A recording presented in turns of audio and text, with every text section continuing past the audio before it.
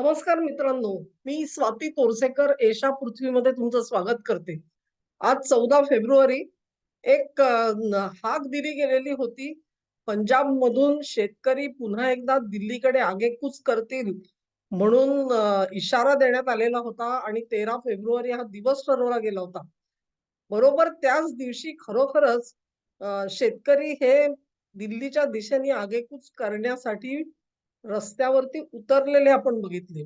त्याच्या आधीची जी तयारी होती, त्या तयारीत असं म्हटलं जातं, की हे सगळे जे शेतकरी, स्वतःला शेतकरी असं म्हणवतात, ती मंडळी ही ट्रॅक्टर घेऊन रस्त्यावर आली.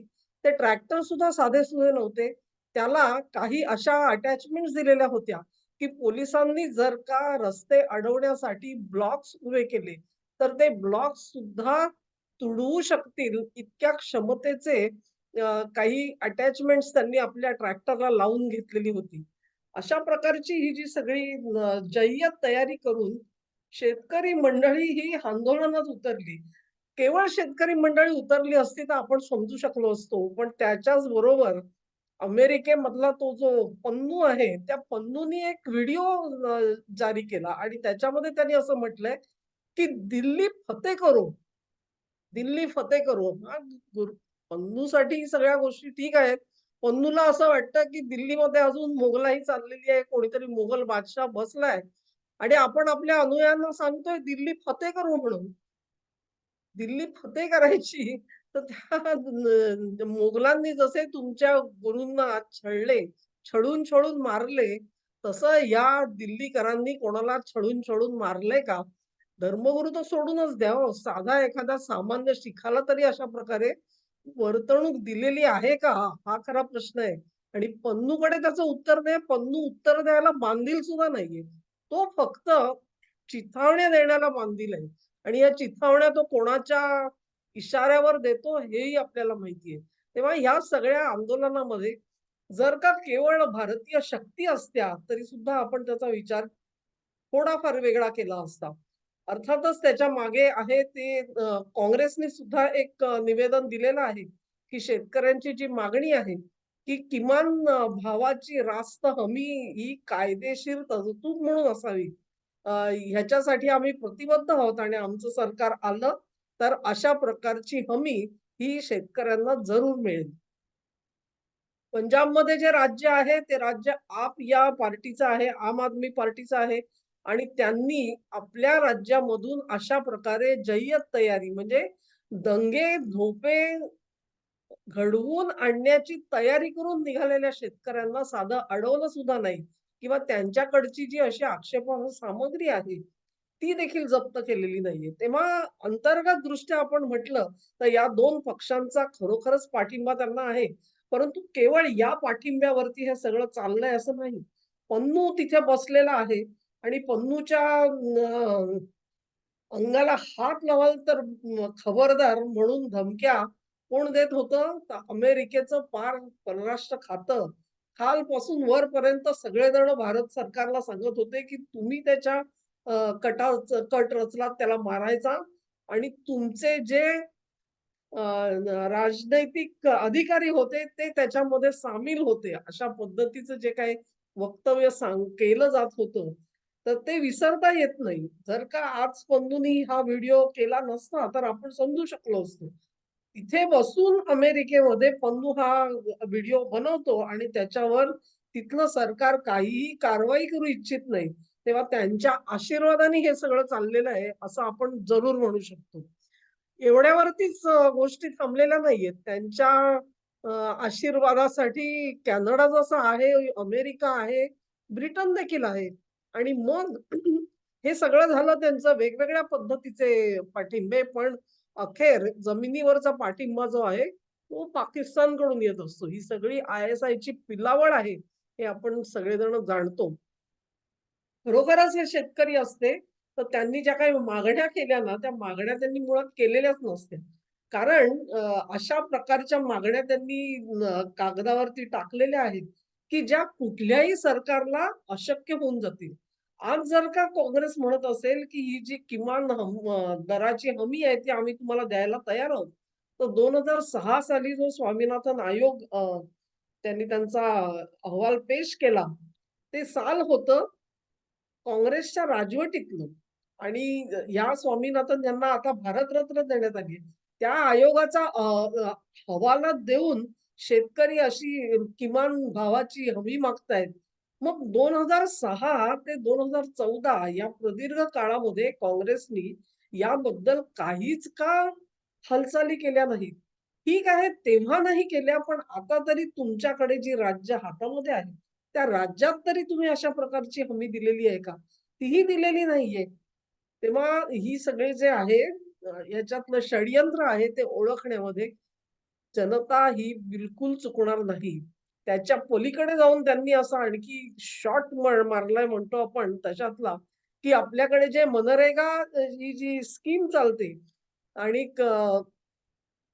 जी व्यक्ती बेकार असेल तिला वर्षभरातून किमान 200 दिवसाचं वेतन मिळावं म्हणून एक हमी सरकार देत असतं आणि त्यानुसार ही योजना चालते. त्याच्यामध्ये खरं म्हणजे जे भूमिहीन शेतमजूर आहेत आणि ज्यांना अन्य प्रकारची कोणतीही कामं आपल्या शेतात सुद्धा काम करता येत नाही आणि काही उत्पन्न मिळवता येत नाही, अशा व्यक्तींसाठी ही योजना खरी अंमलात आणलेली होती आणि ती अव्याहत नीट चालू आहे. परंतु आता ह्या शेतकऱ्यांचं म्हणणं असं आहे, की आम्ही जे आमच्या शेतामध्ये काम करतो, ते सुद्धा तुम्ही मनरेगामध्ये आणा. म्हणजे काय? आणि आम्हाला दिवसाचे ₹700 त्याचा मोबदला मिळाला पाहिजे. अशा प्रकारची मागणी आहे. म्हणजे जे भूमिहीन मजूर आहेत, त्यांच्याकडे साधी जमिनीचा तुकडा सुद्धा नाही. त्याच्यामधून येणारं जे काही तुटपुंज उत्पन्न आहे, त्याला सुद्धा जे मोताद आहेत, त्यांच्या तोंडचा घास काढायचा आणि तो आम्हाला द्या म्हणायचं. मग त्यांना काय पेन्शन पाहिजे, त्यांना महिन्याचा काय पगार पाहिजे. बऱ्याच गोष्टी आहेत, अनेक गोष्टी आहेत. तेव्हा हे जे आंदोलन गेल्या वेळी झालं, त्याच्या स्मृती ज्या आहेत, त्या लोकांच्या मनातून पुसल्या गेलेल्या नाहीयेत. तेव्हा सिंगूर बॉर्डरवरती हे बसलेले होते. तिथून त्यांना आत येऊ दिलेलं नव्हतं. कित्येक महिने तो सगळा केओस जो आहे, तो तिथल्या नागरिकांनी त्याचा उपद्रव भोगलेला आहे. यावेळेला मात्र हाच वेळ का निवडली? कारण ही आता निवडणुका तोंडावर आलेल्या आहेत आणि निवडणुका तोंडावर आलेल्या असताना तिथे काही ना काहीतरी उपद्व्याप करायचा. अशा प्रकारे उपद्व्याप करायचा, की तिथे आगी भडकल्या पाहिजेत. अशाच पद्धतीने एकंदरीत आयोजन झाल्याचं आपल्याला दिसतं. आणि मग निवडणुकीच्या तोंडावर जर का अशा पद्धतीचे काही गोष्टी, अनर्थ जर का घडून आले, तर मग त्याचा राजकीय फायदा आपल्याला होईल. असं कदाचित ह्या राजकीय पक्षांना वाटत असेल, की काय? मला नाही वाटत. ह्याच्यामधून कुठलाही राजकीय फायदा या राजकीय पक्षांना मिळेल, अशी सुतराम शक्यता दिसत नाहीये. कारण लोकांना आता तुमचा बनाव हा पूर्णपणे उघड झालेला आहे आणि ते जाणतात, की तुमच्या मनामध्ये शेतकऱ्यांच्या बद्दल कुठचंही प्रेम नाहीये. मग मूळ हेतू काय आहे याचा विचार करावा लागतो. एका बाजूला आपल्याला माहिती आहे केजरीवालच्या डोक्यावरती तुरुंगवासाची टांगती तलवार आहे. काँग्रेसचे जे अनेक नेते आहेत त्यांच्याही डोक्यावर अशीच टांगती तलवार आहे. ही परिस्थिती आज आलेली आहे, की संपूर्ण देशभरामध्ये काँग्रेसला 20-25 तरी जागा मिळू शकतील का नाही याच्यावरती प्रश्नचिन्ह उठवलं जातंय. उत्तर प्रदेशामधून राहुल गांधी तर गेल्या निवडणुकीतच पळाले आणि वायनाडमधून त्यांनी निवडणूक लढवण्याचा निर्णय घेतला. यावेळेला रायबरेलीमधून सुद्धा न लढवण्याचा निवडणूक न लढवण्याचा निर्णय श्रीमती सोनिया गांधी घेताना दिसतायत. त्या राज्यसभेमध्ये खासदार म्हणून जाण्याचा पर्याय त्यांना जास्त पसंत आहे. कारण त्या राज्यसभे निवडणुकीमध्ये त्यांना कुठेही जनतेला सामोरं जावं लागत नाही. ती अप्रत्यक्ष निवडणूक असल्यामुळे राजस्थानमधले आमदार जे आहेत तेच त्यांना निवडून आणू शकतात, अशी त्यांची अटकळ आहे आणि म्हणून हे दोन्ही नेते जे प्रत्यक्ष निवडणुकीपासून पळून गेलेले आहेत, ह्यांच्या नेतृत्वाखाली काँग्रेस किती सीट मिळवणार हा प्रश्न आहे. वेस्ट बेंगॉलमध्ये, पश्चिम बंगालमध्ये ममतानी त्यांना 1 किंवा 2 जागा देऊ केल्या. उत्तर प्रदेशात अवस्था तीच आहे. कुठल्याही ठिकाणी ती जी काही इंडी आघाडी जी तयार झालेली होती, ती कुठेही जमिनीवर दिसत नाही. ही जी परिस्थिती आहे त्यातून नैराश्य आलेलं नाहीये मित्रांनो, नैराश्य आलेलं नाहीये. आपल्या डोक्यावरची ईडीची जी काही टांगती तलवार आहे, त्या तलवारीमुळे हे जे पक्ष आहेत, हे एक दाखवून देण्याचा प्रयत्न करतायत. हां, ठीक आहे. आम्ही गुन्हे केले, तुम्ही आम्हाला ईडीच्या नोटिसा द्या, काहीही करा. परंतु एक लक्षात ठेवा, आमची राजकीय ताकद जरी तुम्ही संपवली, तरी देखील आमच्याकडे उपद्रव मूल्य आहे. उपद्रव मूल्य आहे आणि हे उपद्रव मूल्य जे आहे, त्याच्यामधून आम्ही अख्खा देश पेटवू शकतो. अख्खा देश पेटवू शकतो आणि मग लावा, हिम्मत असेल तर हात लावून दाखवा आम्हाला. कारण तुम्ही आम्हाला जर का हात लावलात, तर आम्ही पूर्ण देशभर ह्या दंगली घेऊन जाऊ. ही वस्तुस्थिती आहे मित्रांनो, की या देशामध्ये दंगली जर का भडकवायच्या असतील, तर त्याची जी सगळी यंत्रणा तयार असायला लागते, ती सगळी तयार आहे. आपलं जे सैन्य आहे, ते गेली 6-7 वर्ष आपल्याला सांगत आहे, की भारताला वरती जर का युद्ध लादलं गेलं, तर आपल्याला 2 आघाड्यांवर लढायचं नाहीये. आपल्याला 2.5 आघाडीवरती लढायचं आहे आणि ती अर्धी आघाडी जी आहे, ती अंतर्गत यादवीची, अराजकाची असणार आहे. याची स्पष्ट कल्पना ही केवळ नेतृत्वाला नाही, तर अन्य सुरक्षा यंत्रणांना सुद्धा आहे. त्यामुळे अशा पद्धतीचे जे बेत असतील, ते सगळे बेत जे आहेत, ते राजकीय कुठलाही लाभ मिळवण्यासाठी नाहीयेत. आम्हाला हात लावू नका, नाहीतर आम्ही देश जाळायला तयार आहोत. असं जे हे उपद्रव मूल्य ह्या लोकांचं आहे, ते सिद्ध करण्याचा हा प्रयत्न आहे. अन्यथा कोणी दिल्ली फतेह करत नाही आणि ना पंजाब, ना इतर कुठलं राज्य जिथे त्यांना भाजपला धक्का पोहोचू शकेल, अशी कुठल्याही पक्षाकडे राजकीय ताकद उरलेली नाहीये. आणि हे सगळं माहिती आहे म्हणूनच या टोकाला जाण्याचे निर्णय हे लोक घेताना दिसतात. वाईट एवढंच वाटतं, की ते सगळं चाललेलं आहे, ते शेतकऱ्यांच्या नावाने चाललेलं आहे. ह्याच्यात काही नवीन नाहीये. कधीतरी दलितांच्या नावाने लढतात. त्यांच्या मनामध्ये दलितांबद्दल कुठलंही प्रेम नाही. त्यांचं हितरक्षण करण्याचा हेतू सुद्धा नाही. मग ते कधीतरी अल्पसंख्याकांसाठी लढत असतात, कधी ते कामगाराच्या नावाने लढत असतात, कधी ते महिलांवरच्या अत्याचाराच्या नावाने लढतात. आणि हे जे महिलांवरचे अत्याचार आहेत, ते बंगालमध्ये झाले, की चिडीचूप बसतात. राजस्थानमध्ये जोवर त्यांचं राज्य होतं, तिथे झाले, की ते चिडीचूप बसतात. हा सगळा अनुभव आहे मित्रांनो. त्यामुळे ह्यांच्या थापा ज्या आहेत, त्या थापा वेगळ्या करायला जनता शिकलेली आहे. त्यांच्या या नाटकाला कोणीही प्रतिसाद देणार नाही. हां, तुम्ही देश जरूर जाळाल, प्रयत्न जरूर कराल, पण यावेळेला केंद्र सरकार हे ठामपणे उभं राहिलंय. गेल्या वेळेला कोविडचं संकट होतं आणि त्याच्यामधून अनेक प्रकारचे दबाव होते. परिस्थितीला सामोरं जाण्याची क्षमता जी आहे ती थोडीफार कमी झालेली होती. आज ती परिस्थिती नाही. त्यांना जर का वाटत असेल, की निवडणुकीच्या तोंडावर आम्ही हे सगळं करू, तर त्यांना त्यामध्ये आज यश मिळणार नाही. असं म्हटलं जातं, की केंद्रीय गृहमंत्र्यांनी अत्यंत स्पष्ट आदेश सुरक्षा यंत्रणांना दिलेले आहेत आणि तुम्ही बघितलं असेल, की ज्या निर्दयपणे त्यांच्यावरती अश्रुधूर सोडण्यात आला आणि त्यांना पांगवण्यात आलं शंभू बॉर्डरच्या दरम्यान, तिथून तुम्हाला कळेल, की ह्या शेतकरी आंदोलनाला काय सामोरं जावं लागणार आहे ते.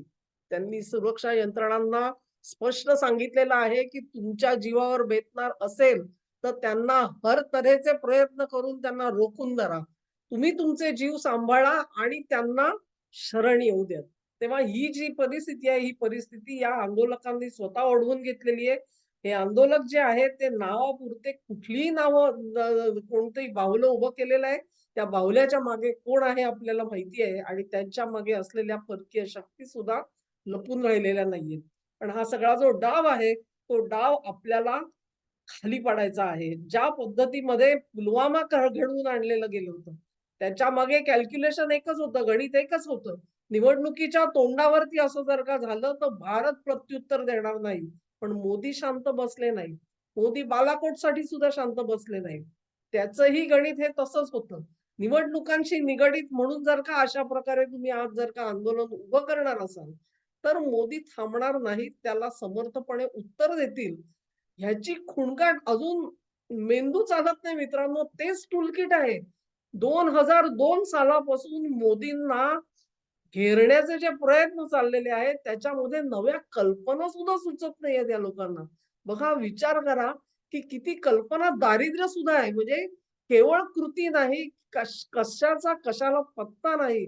परंतु त्यांना विरोध करायचा आहे कारण त्यांच्या शेपट्या या पाचरीत अडकलेल्या आहेत आणि मोदी त्यांना असे तसे सुखासुखी सोडणार नाहीत. एक लक्षात ठेवा, मी जेव्हा असं म्हणते तेव्हा कुठचाही बलाढ्य पक्ष असतो त्याला पहिल्यांदा राजकीय दृष्ट्या नामोहरम करावं लागतं. राजकीय दृष्ट्या नामोहरम करणं ह्याचा अर्थ असा, की त्या पक्षाच्या मागे, त्याच्या नेत्याच्या मागे सर्वसामान्य जनता उभी राहणार नाही. इथपर्यंत जेव्हा पाळी येते, इथपर्यंत लोकांना त्यांच्याबद्दल नैराश्य येतं, लोक उदासीन होतात, तेव्हा त्यांच्यावरती कारवाई करणं सरकारला सोपं जातं. त्यांच्यासाठी एकही मोर्चा निघणार नाही, अशी जेव्हा परिस्थिती येईल, तेव्हा त्यांना प्रत्यक्षात हात लावला जाईल. तोपर्यंत ते आपलं उपद्रव मूल्य असंच साबूत करत राहणार. धन्यवाद मित्रांनो. हा व्हिडिओ तुम्हाला आवडला असेल अशी आशा करते. तुम्हाला आवडला असेल तर ही लिंक जरूर शेअर करा आणि ह्या चॅनेलला तुमचं सहकार्य सतत मिळू द्या. हा व्हिडिओ लाईक करा आणि तुम्हाला जर का हा चॅनेल आवडत असेल तर त्याला सबस्क्राईब सुद्धा करा. धन्यवाद.